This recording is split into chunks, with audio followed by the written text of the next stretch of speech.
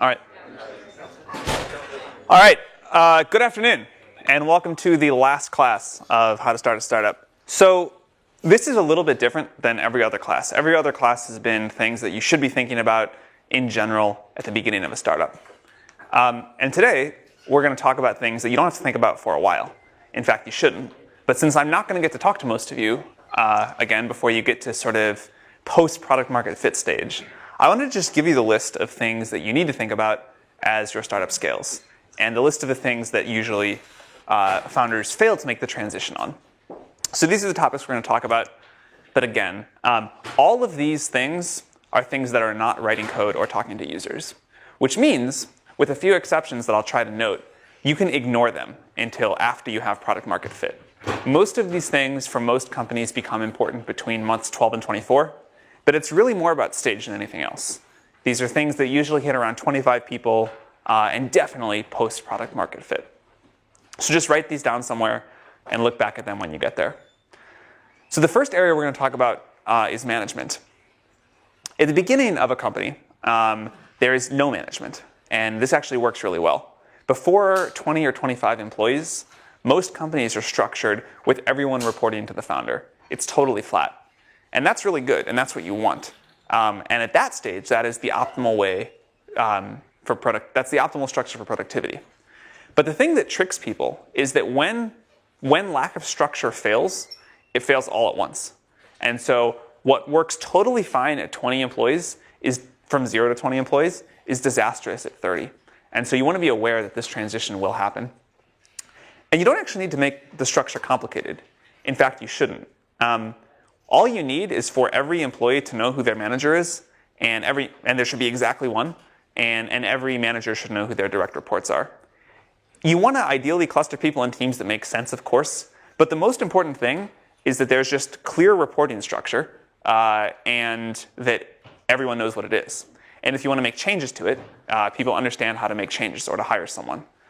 Clarity and simplicity are the most important things here, but failing to do it is really bad.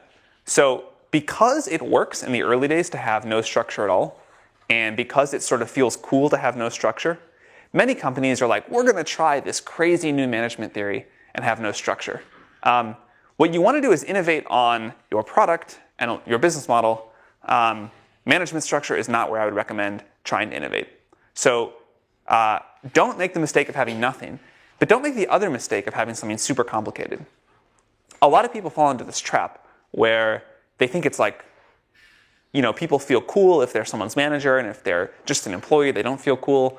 So people come up with these convoluted circular matrices, management structures where you report to this person for this thing, and this person for that thing, and this person for that thing, but actually this person reports to you for this thing. That's a mistake too. So don't try to innovate here. This is the first instance of an important shift in companies, or in the founder's job. Before product market fit, your only job that matters is to build a great product, or your number one job is to build a great product. As the company grows, and at about this 25 or so employee size, your main job shifts from building a great product to building a great company. And it stays there for the rest of your time. And this is probably the biggest shift in being a founder that ever happens. There are 4 failure cases we see all the time as founders become managers. So I want to talk about the 4 most common ones. The first one is being afraid to hire senior people. In the early days of a startup, hiring senior people is usually a mistake. You just want people that get stuff done. And the willingness to work hard and aptitude matters more than experience. As the company starts to scale, and at about this time when you have to put in place a basic management structure, it is actually valuable to have senior people on the team.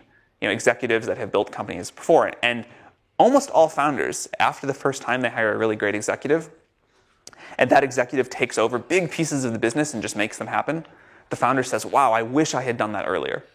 But everybody makes this mistake, and it waits too long to do this. So don't be afraid to hire senior executives. The second mistake is hero mode.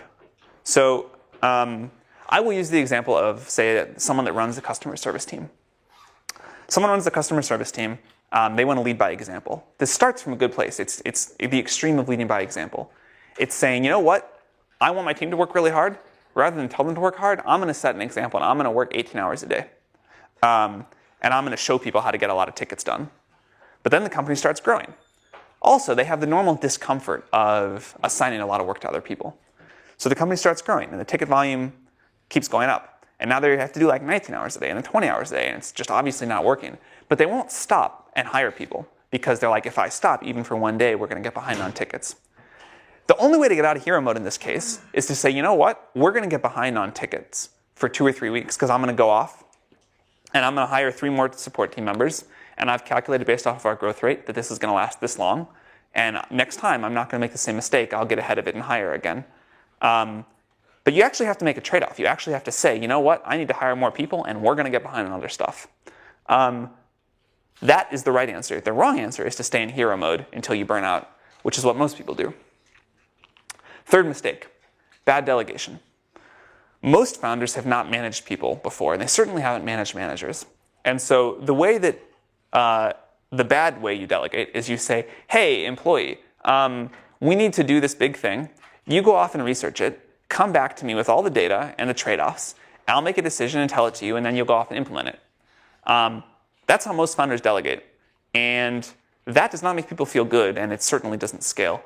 A subtle difference, but really important, is to say, hey, you're really smart. That's why I hired you. You go off. Here are the things to think about. Here's what I think. But you make this decision. I totally trust you. And let me know what you decide. That's the delegation that actually works. Because Steve Jobs was able to get away with the former and make every decision himself, and people just put up with it, and every founder thinks they're the next Steve Jobs. A lot of people try this, but for 99.9% of people, the second method here works a lot better. And then the fourth area is just a personal organization one. When you are working on product, you don't actually need to be that organized in terms of how you run the company and how you talk to people about what they're working on. But if you fail to get your own personal organization system right, where you can keep track in some way of what you need to do and what everybody else is doing and what you need to follow up with them on, that will come back to bite you. So developing this early as the company begins to scale is really important. 2 other things that we hear again and again from our founders they wish they had done earlier. And that is simply writing down how you do things and why you do things. These 2 things, the how and the why, are really important. In the early days, you just tell everyone, employee, when you're like sitting around having lunch or dinner, you know, this is how we think about building product, this is how we push to production, you know, this is how we handle customer support, whatever. As you get bigger, you can't keep doing that. And if you don't do it, someone else is just going to say it. But if you write it down and put it up on a wiki or whatever that every employee reads, you as the founder get to basically write the law. And if you write this down, it will become law in the company. And if you make everyone read this, as the company hires 100 and then 1,000 employees, people will read this and say, all right, that's how we do things.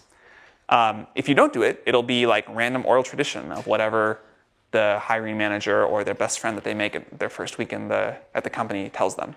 So writing down how you do things and the why. The why is the cultural values. Brian Chesky talked about this really well. Every founder I know wishes that they'd written down both of these, the how and the why, earlier, to just establish it as the company grows. And then this becomes what happens. I think it's one of the highest leverage things you can do that people don't. All right, next area, HR. HR is another thing that most people correctly ignore in the first phase of a startup because, again, it's not writing code, it's not talking to users. But it's a huge mistake to continue to ignore it. And the reason that I think most founders ignore it is they have in their mind this idea of like TV sitcom HR, you know, awfulness. But it doesn't have to slow you down. Actually, it speeds you up. Most founders will say out of one side of their mouth, people are our most important asset, and on the other side, we don't want any HR. So what they mean is we don't want HR, we don't want like the bad kind of TV HR. What good HR means is a few things, a clear structure, which we already talked about, you know, a path for people about how they can evolve their careers. Most important, one of the most important things is performance feedback. Again, this happens organically early on. People know how they're doing. As the company gets to 25, 30, 45 people, that gets lost. And it doesn't have to be complex. It can be super simple, but there should be a way that it happens, and it should be frequent. People need to hear pretty quickly how they're doing, and it should tie, if they're doing badly, to a way you get them out of the company, or if they're doing well, there should be a clear path to how this ties to compensation. And that's the next thing. In the early days of a startup, people's compensation is whatever they negotiate with the founder, and it's all over the place. As you grow, it feels hopelessly corporate, but it really is worth putting in place these compensation bands. So a mid-level engineer is in this range, a senior engineer is in this range. Here's how you move from this to this. And it keeps things really fair. Someday, everyone will find out everyone else's comp. If it's all over the place, it will be a complete meltdown disaster. If you put these bands in place early, it will at least be fair. It will also save you a lot of crazy negotiation. One thing that I think is really important when it comes to HR is equity. Most people get this right now for the early employees. They give a lot of equity. But I think you should continue to give a lot of equity all the way through. And this is one place that your investors will always give you bad advice. I think, not YC, but all other investors give bad advice here. Most do. You should be giving out a lot of equity to your employees. Now, this dilutes everyone, right? This dilutes you as the founder and the investors equally. For some reason, founders usually understand this is good. Investors are very short-sighted and don't want to dilute themselves. So they'll fight you over every equity grant. But we've seen a lot of data at YC now, and the most successful companies and the ones where the investors do the best end up giving a lot of stock out to employees year after year after year. So I tell founders, you should think about, for the next 10 years, you're going to be giving out 3 to 5% of the company every year because you just get bigger and bigger. So the individual grants get smaller, but in aggregate, it's a lot of stock. And I think this is really important to do. If you value your people, you should be doing this. Specifically, you need to do this with refresher grants. And you should get a plan in place for this early. I think you never want an employee in a place where they vested 3 out of their 4 years of stock and they start thinking about leaving. So you should always stay in front of people's vesting schedules. And have a plan early where you have refresher grants in place. There are a lot of new structures that people have been using here. I personally like 6-year, big grants, but 6 years of vesting, because I think these companies just take a while to build. There's pyramid vesting where you backweight someone's grant, so in year 4 they get a lot more of the vesting than year 1. There's a concept, different names for it, but something like continuous forward vesting, where people's grants are automatically re-upped every year at the same number of shares. Whatever you decide, get an option management system in place at about this point. The normal way people do this is just someone keeps an Excel spreadsheet. I have seen mistakes that have cost employees or companies tens of millions of dollars because they didn't get this right. So there's really good option management systems or software, and you should get those in place around this point. The other sort of HR stuff to touch on, there are a bunch of rules that change around 50 employees. Common examples are that you have to start sexual harassment training and diversity training. There's a bunch of others as well. But just put a little pin in your mind that when you cross 50 employees, there's a new set of HR rules that you have to comply with. Monitor your team for burnout. Again, it's up to product market fit. It's just a sprint. Now it becomes a marathon. At this point, you actually don't want people to work 100 hours a week forever. You want them to go on vacation. You want them to have new challenges and do new things. And if you let the whole company get burned out all at once, that is often a company-ending thing. This is also a good time to put in place a hiring process. Another thing that most founders regret is they don't hire. As soon as everything is working, I think you should hire a full-time recruiter. If you do this too early, that's bad because you'll hire too fast, and that usually implodes. But most founders get behind the ball on this. There are a lot of other sort of just hiring process tips.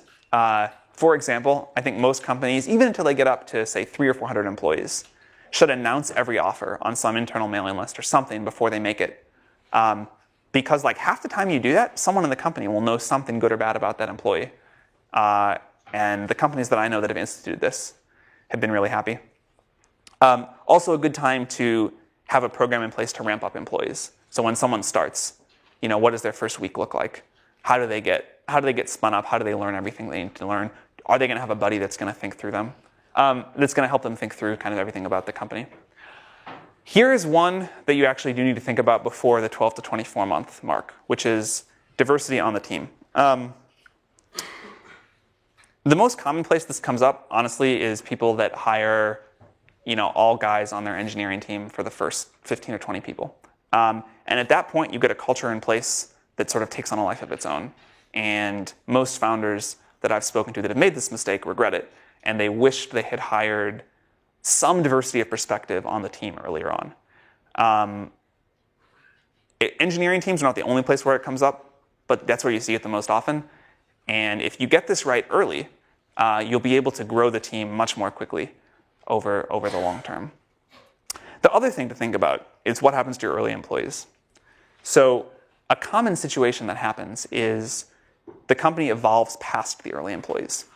The company, so like you hire an engineer who's a really great engineer, but then as the engineering team grows, you need a VP of engineering. The early engineer wants to be the VP of engineering. You can't do that. But you don't want the early employee to leave. They're an important part of the culture. They know a lot. People love them. And so I think you want to be very proactive about this. You want to think about what's the path for my first 10 or 15 employees going to be as the company grows, and then just talk to them about it. Very directly, be upfront. I want sit them down and say, I want to talk about sort of where you want to see your career go inside of this company. All right, so company productivity. This is something that you don't need to think about in the early days because small teams are just sort of naturally productive most of the time. But as you grow, the productivity, I think, goes down with the square of the number of employees if you don't make an effort, because it's sort of one of these connections between nodes. Every pair of people adds communication overhead. And so if you don't start thinking about the systems that you're going to put in place when the company is 25 to 50 people to stay productive as you grow, things will grind to a halt faster than you can imagine. The single word that matters most, I think, to keep the company productive as it grows is alignment. The reason companies become unproductive is people are either not on the same page and don't know what the same priorities are, or they're actively working against each other, which is obviously worse. But if you can keep the entire company aligned in the same direction, you'll have won well over half of the battle.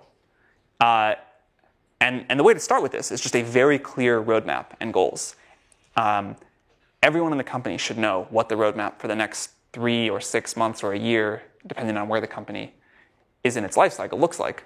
A classic test that I love to give is if I walk into a company beginning to struggle with these scaling issues, I'll ask the founders, if I walked around and pulled 10 random employees and asked them what the top 3 goals for the company are right now, would they all say the same thing?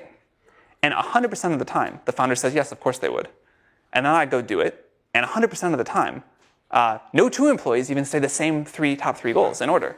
And the founders can never believe it because they're like, well, I announced it in all hands 3 months ago what our goals were going to be, and how can they not remember? But it's really important to keep reiterating the message about the roadmap and the goals. And almost no founder does this enough. And if you do it, the company will say, all right, these are our goals. We understand them. We're going to get them done. And it'll self-organize around that. But if people don't know what the roadmap or the goals are, it won't happen. We already talked about figuring out your values early, but I want to reiterate that because that also will really help the company make the right decisions. If everyone knows what the framework to decide is, they'll make, hopefully, the same decisions if they're smart people. You want to continue to be run by great products and not process for its own sake. This is a fine, fine line because you do need to put some process in place, but you never want to put process in place that rewards the process. The focus has to always be on great product. One easy way to do this that a lot of companies try is they just say, we're going to ship something every day.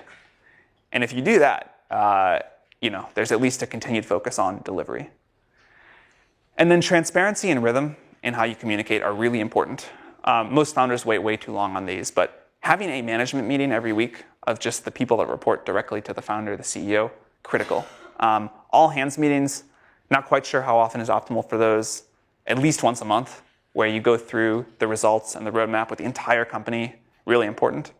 And then, doing a plan every quarter of what we're going to get done over the next 3 months and how that fits into our goals for the year also becomes really important. I put offsites up there because I don't think people do those nearly enough. A surprising number of the successful companies we've been involved with do a lot of offsites, where they'll take their best people for a weekend to a cabin in the woods or somewhere and just talk about what do we want to be when we grow up, what are our most important things to be doing, what are we not doing that we should be doing, but get people out of the office and out of the day-to-day. Everyone I know that does those thinks they're well worth the time. So the goal in all of this productivity planning is that you're trying to build a company that creates a lot of value over a long period of time. And the long period of time is what's important here. You can avoid all of this and just like with the authority of the founder, make sure the company ships a great next version. But that won't work for version 10. It won't work for version 11. I really believe that the single hardest thing in business is building a company that does repeatable innovation and just has this ongoing culture of excellence as it grows. If you look at the examples of this, most companies fail here. Most companies do one great thing where the founder just pushes to get it done, and then don't innovate that well on follow-on products. And it really takes founders that think about how I'm going to do this second thing, this really hard thing, to get something like an Apple that can churn out great products for 30 or 40 years or longer. All right, these are super tactical mechanics. This is definitely to just put on a list and remember these things for later. All right, in the early days, people basically ignore all accounting and they have, like, maybe if they're lucky, a shoebox full of receipts. They certainly don't have anything that looks like a financial report. This is a good time to get it in place. You know, when things are working, say month 18 or whatever, you can do this with an outsourced person. Just say, you know what? We want to get our books in order. We want to start getting audits every year. We want to start a relationship with an accounting firm. Easy to do, definitely worth it. This is also a good time to collect your legal documents because it's easy to fix things now. So if you actually assign someone to go through and collect every agreement the company has ever signed, then when your landlord tries to screw you out of your lease and no one can find the lease, which happens like half the time somehow, someone will be able to find it. Also, you're almost certainly missing something. You know, some employee didn't sign their PIIA or whatever, and you'll find it now. It's easy to fix now. It gets really hard to fix like in the middle of your next round of financing. So again, this is time to bring like a little bit of the order to chaos. FF stock is a special class of stock for founders that the founders can sell in a later round without messing up the common stock valuation. It used to be that most people set this up right when they started the company. Founders Fund sort of popularized this, which is why it's called FF stock. But it became a really bad signal, right? Founders that were obsessed with their own personal liquidity when the company had nothing turned out to like fail most of the time. And so investors learned that if founders pushed on this in the seed round, it was a very, very bad sign. Most founders don't actually want to sell stock until the company is worth like $1 billion or something like that. So I think you can actually safely set this up after things start working in the next financing round, and then you can sell it 2, 3, 4 years down the road. But it's a good thing to remember by about the time you get to the B round. IP, trademarks, and patent. Actually, just IP and trademarks. So you have 12 months after you announce something if you want to patent it. And if you miss that window, it's very hard to do. So 11 months after you launch, or first publicly talk about what you're doing, is a good time to file provisional patents. We recommend people just file provisional patents. All that does is like hold your place in line at the patent office, and it gives you another year to decide if you want to patent something or not. It only costs about $1,000. It takes way less effort than a full patent. And most of the time you'll know whether or not you need the full patent a year later. But if you just do this one step, you'll at least have the option. It's also a good time to file trademarks for the US and major international markets. Again, if you don't do this at this stage, most people end up regretting it. And while you're at it, a good time to grab all the domains. FP&A, good time also, I think, to think about someone to start doing FP&A. I think most companies don't end up realizing where the knobs on their financial model are until far too late. And I think it turns out that if you have someone build a really great model of the business, and by really great, apparently Roelof Botha, who was the PayPal CFO and built their FP&A model, the top sheet of his spreadsheet was 1,500 lines. just as a level of the detail people build these to. But you can really optimize the business and understand it at a level that I think most people totally miss. Most people don't hire someone like this until they're many hundreds of employees. I think it's worth hiring earlier. Another thing that I think is worth hiring earlier that almost no one does is a full-time fundraiser. Let's say you hire someone like really, really great, and their full-time job is to raise money for the company.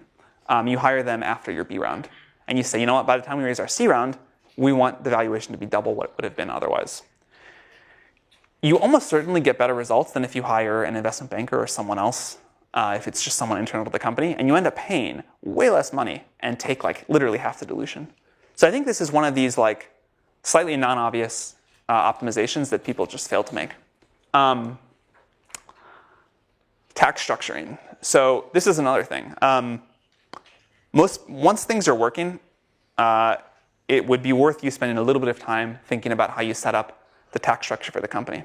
I confess I don't know a lot about the details here because I just find it personally really boring. But like somehow if you assign all the IP to like some corporation in Ireland that licenses it back to the US corporation, you end up paying like no tax, no corporate tax.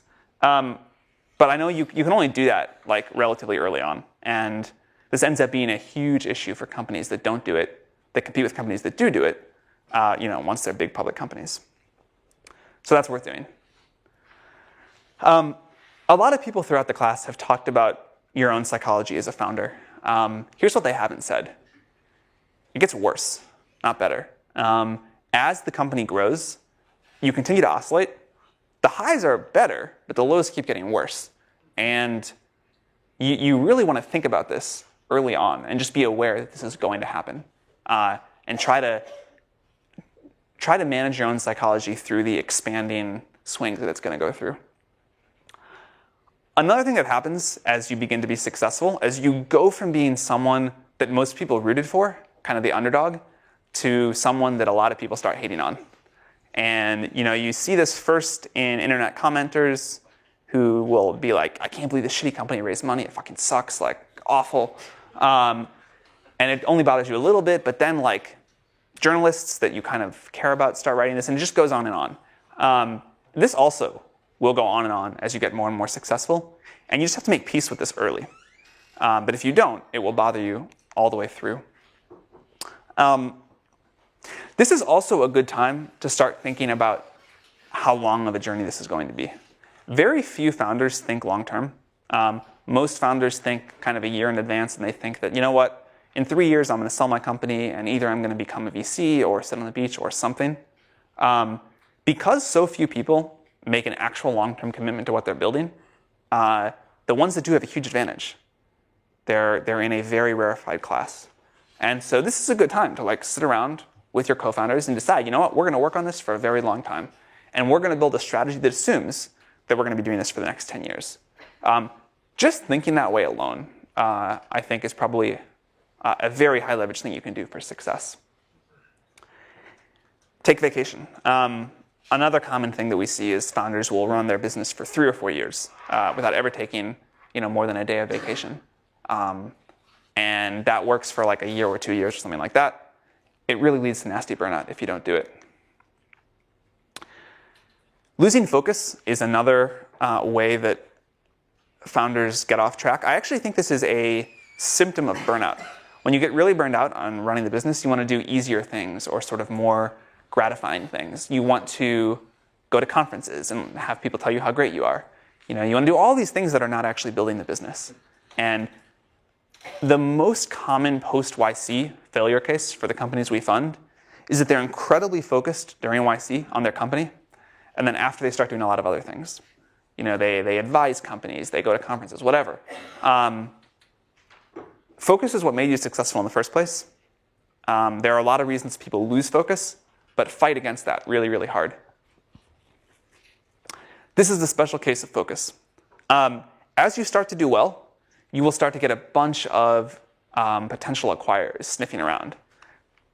And it's very gratifying. And you're like, wow, I could be so rich and I'd be so cool. And M&A negotiations feel really fun. This is one of the biggest killers of companies, is that they entertain acquisition conversations. You distract yourself you get demoralized if it doesn't happen.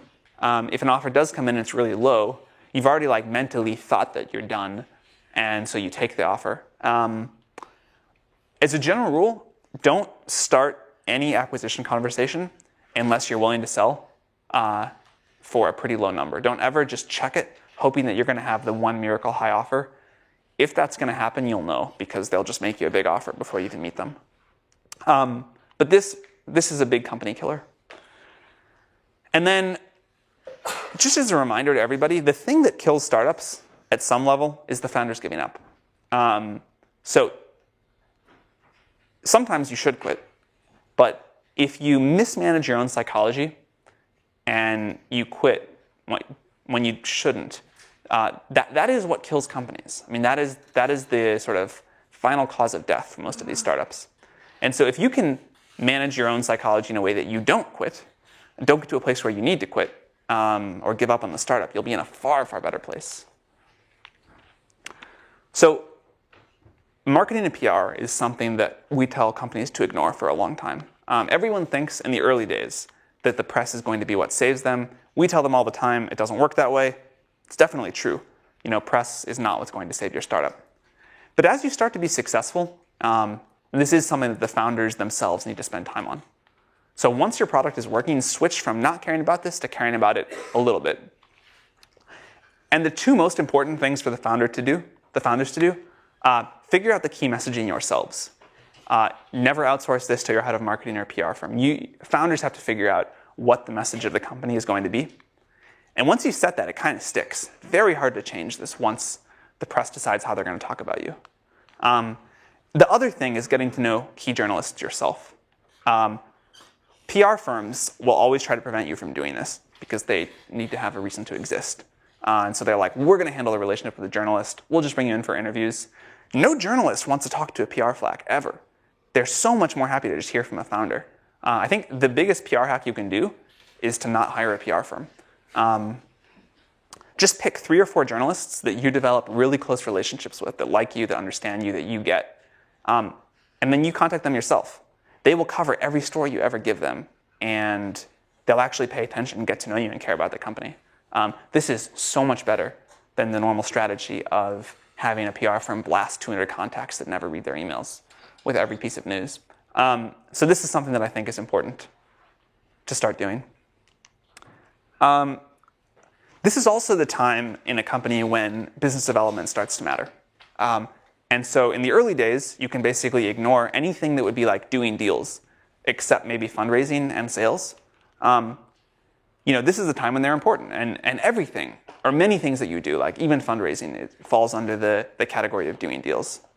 So here's my 1-minute crash course on this. There are 5 points that I think are important to understand here. We've talked about this a lot. Nothing will matter if you don't build a great product. So assume that you've done this before you go try and get anyone to do anything with you. Developing a personal connection with anyone you're trying to do any sort of big deal with is really important. For whatever reason, most founders fail to do this, or many founders fail to do this. But no one wants to feel like they're this transactional thing, that you're using them to get distribution for your product or to raise money or whatever.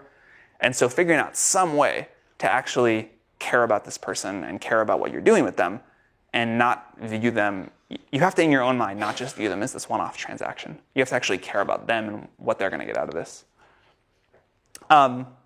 Competitive dynamics. So this is like basic principle of negotiation.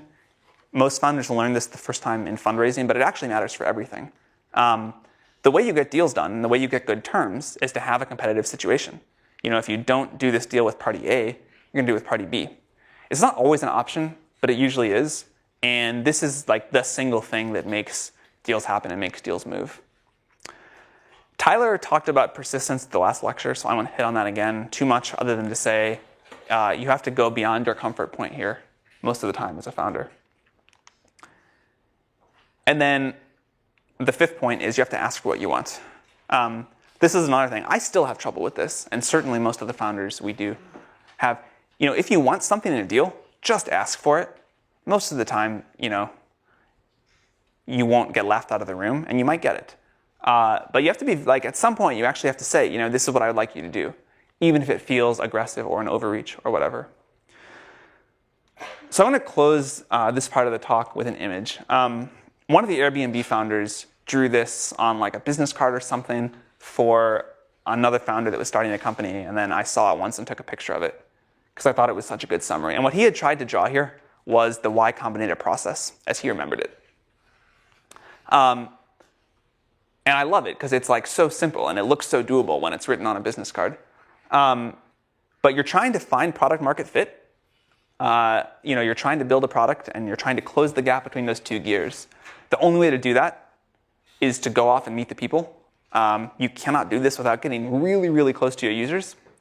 And then he drew this graph that is sort of on a whiteboard at YC and gotten kind of like one of the YC rites of passage. But that's the graph of how adoption goes for a new company. So you launch in the press, you get a huge spike. It falls off to nothing. At some point, at least one point, things look like they're going to completely die and kind of dip below the x-axis. They recover a little bit. You have this long, long, long trough of sorrow before things work. In Airbnb's case, it was 1,000 days before the graph started ticking upward. You have these wiggles of false hope, and then finally, things start to grow 3 years later. So starting a startup ends up being this very long process. It is, it can be really rewarding. It's definitely long, but it is doable, and that's what I love about that drawing. So with that, I think I have about 10 minutes left. I can answer questions on this or anything else in the course that we've covered, if anyone has some. Yes?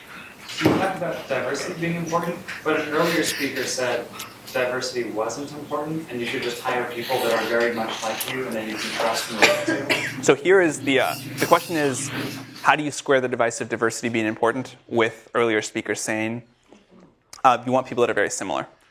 The difference, what you want is you want diversity of backgrounds, but you don't want diversity of vision.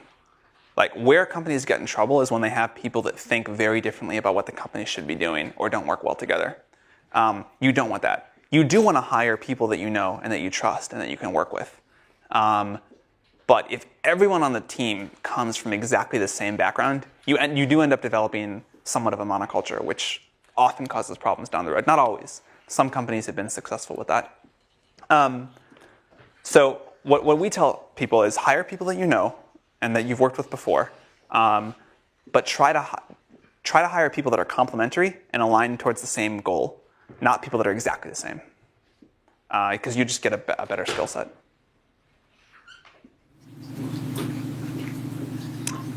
Yeah. So what are some examples of ways to think about productivity tracking on a personal level, especially when you're running a company? Like how do you do that on a personal level and also on a management level? How to keep track productivity systems. So the one I use, which I actually think works really well, is I keep one piece of paper with my goals for sort of a 3 to 12 month time frame, and I look at that every day. And then separately, I keep one page for every day of my short-term goals for that day. And so if I need to do something in like a week, I just flip forward 7 pages and write it down. And then I also keep a list of every person and what they're working on and what I need to tell them and what I need to talk to them about, what we talked about last time. So every time I sit down with someone, I kind of have the full state and a list of things for that person. That works really well. Yes? So we've talked a lot about startups growing, but most startups fail. Yeah. Any advice for kind of how to fail gracefully? Yeah, great question. Should have covered it. How to fail gracefully. So most startups fail, and Silicon Valley almost goes too far in how much it loves failure. Failure still sucks. You should still try not to fail. And this whole thing of failure is great, I don't agree with. But it will happen to most people most of the time. And it's a very forgiving environment as long as you are upfront about it and ethical and don't let anyone get into a bad situation. So if you're failing, first of all, you should tell your investors. And second of all, you should not totally run out of money. What you don't want is a blow up with a bunch of debts that the company owe and everyone showing up to work one day and the door being locked. You'll know when you're failing. You'll know when the company things just aren't going to work. And you should just tell your investors, hey, sorry, this isn't going to work. No one will be surprised. I expect to lose I'm willing to lose my money. on every investment I ever make. I know that happens most of the time, and the winners pay for it, still with a factor of 100, so it's okay. People will be very understanding and supportive, but you want to tell people early. You don't want to surprise them, and you don't want to like let your employees get shocked one day when they don't have a job. You want to shut the company down in a graceful way, help them find jobs, make sure you give them 2 or 4 weeks of severance payment so that they're not suffering a cash flow problem. All of this stuff is pretty important. Yes? How many immigrant founders have you seen in Y Combinator? How many immigrant founders have we seen in Y Combinator? In the last batch, I think it probably went up for this next batch. In the last batch, 41% of the founders we funded were born outside the US from 30 different countries. So it's, a pretty big percentage. And apart from the Silicon Valley, what do you think are other good places to start a startup? Apart from the Valley, where do I think are other good places to start a startup?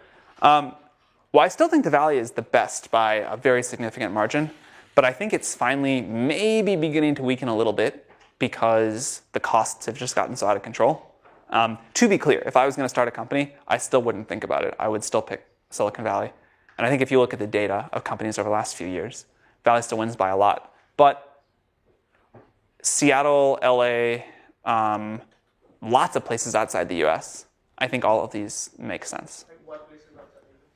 I hesitate to make recommendations there because I haven't spent enough time in the cities to really have an intuitive feel. But you know as well as I do the common ones people talk about, startup hubs, and I can't make a personal recommendation there. So when do the founders should start to think about hiring a professional CEO or like a senior guys? When should the founders think about hiring a professional CEO? Never. If you look at the most successful companies in tech, they are run by their founders for a very long time, sometimes forever. And sometimes they even hire a professional CEO and then realize that that is not going to build a great company. And so Larry Page came back to be CEO again. I think if you don't want to be the long-term CEO of a company, you probably shouldn't start one. I'm not totally sure about that. I think there are exceptions. But generally, that the transition I talked about today, if you go from building a great product to building a great company, being a founder, for 9 of the 10 years is going to be about building that great company. And if you're not excited about doing that, I think you should think hard about it. Yes? What are some of the most common and most alarming warning signs you should be looking for when you're trying to make this shift from building a great product to building a great company? What are the most common mistakes to make when you're shifting towards building a great company? I think I went through most of them here. I tried to put everything in here that I see people mess up most of the time. Yes? Is there a way to get involved in the YCOM community before getting accepted? Is there a way to get involved with YC before getting funded? No, and intentionally not. Actually, I'll say, the one thing you can do is if you work at a YC company and then later apply, I think that probably not probably, that definitely, if you get a good recommendation from those founders, will help with YC. So, working at a YC company helps. But there's not much you can do to help, and that's intentional. There is no pre-startup in the way that there's pre-med. You should just focus on whatever you're doing. And then when you start a startup, there are things like YC and others that are structured to help you. Most of the founders we fund, we don't know at all before we do it. You really don't need to get to know us or get involved. We're all good that way. Yes? There's a statistic you're saying now harder to get into Y Combinator than getting into Harvard. So I'm curious, the criteria that you use to pick up startups, does it change over time? The question is, what criteria do we use to pick startups, and has it gotten harder? Or has it changed? The two things that we need to see are good founders and a good idea. And without both of those, we won't fund a company. But that hasn't changed. That has always been the case. The applicant pool to YC has grown quite a bit, but a lot of the growth is people that shouldn't be starting startups anyway, probably, that are just doing it because it's sort of the cool thing now. So if you're really passionate about an idea and the idea is good and you're smart and you get things done and you're executing, I still think you have a very reasonable shot at YC, even though the headline number is bigger. Yes? There's a certain market that you're really excited about but don't necessarily know a lot about yet. Is there a certain path that you recommend or ways to... Sure. If there's a market that you're excited about but don't know a lot about yet, what should you do? Two schools of thought on this. One is to just jump right in, learn it as you go. That's worked a lot of times. The other is to go work at a company in the space or do something in the market for a year or 2 years. I lean slightly towards the second, but as long as you're willing to really learn and really study and really get uncomfortably close to your users, either case will work. And I don't even think it's that much of a disadvantage. I think, all things being equal, I would go spend a couple of years learning about it in detail, but I don't think you have to. Yes? Yeah, I have a question related to YC. Sure. Too. Yeah, so I think YC did a fantastic job in promoting entrepreneurship in Silicon Valley. In fact, as an institutional investor, actually I invested 3 of the YC in the past few years. But however, right now it seems like you guys have 180 companies a year dumping into the market, and it looks like it's hard to follow each of the YC company anymore.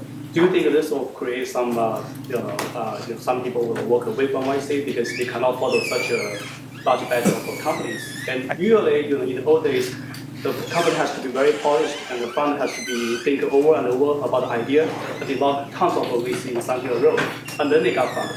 But right now, it seems like the young founders, it's easy to access the capital. All right, so I think the question is, do I think investors are going to fund less YC companies as we grow? No, definitely not. Like, certainly the trend in this is the other way. We have more and more investors saying that, half their portfolio is now YC companies, and they look forward to the day where it's 3/4. No, I don't think that's a problem at all. I think that is so not on my top 100 problem list. The opposite of that, maybe. All right, one more question. Yes? When should a group of founders raise a seed fund? Or the first When should a group of founders raise some seed money? This is a great question. I think that in general, it's nice to wait until you have the idea figured out and initial signs of promise before you raise money. Raising money puts some pressure on the company, some time pressure, and once you've raised money, you can't be in this exploratory phase indefinitely. You end up having to rush. And so, if you haven't raised money and your idea is not working, you can, flail around and pivot until you really hit on the thing that's working. But if you've raised money and your idea doesn't work, you're in this oh shit moment, and you have to pivot. And you pivot to whatever the first vaguely plausible idea is. And that's bad. So I think if you can wait to raise any outside capital, more than say $100,000 or $200,000 if necessary, but ideally not even that, until things are working, or at least pointed in the direction of working, you're way better off. All right, thank you all very much. This was fun.